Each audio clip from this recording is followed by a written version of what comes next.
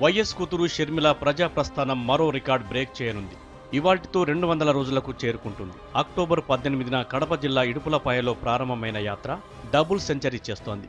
మొత్తం 11 జిల్లాల్లో 100 నియోజకవర్గాలను చుట్టేసింది షర్మిల.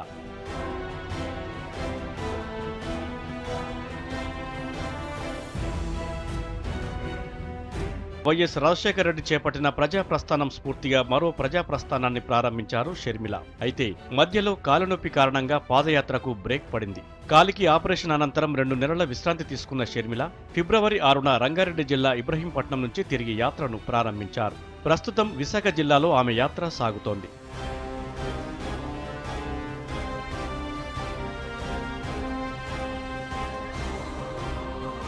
విశాఖ జిల్లాలో 11 రోజులుగా సాగుతున్న షర్మిల యాత్రకు అడుగడుగునా ప్రజాదరణ లభిస్తోంది. పాదయాత్ర ఇవాల్టితో 200 రోజులకు చేరుకుంటుండటంతో జిల్లాలో భారీ ఏర్పాట్లు చేశారు వైఎస్ఆర్ నేతలు. ఆర్కే బీచ్ దగ్గర సాయంత్రం భారీ బహిరంగ సభను ఏర్పాటు చేశారు.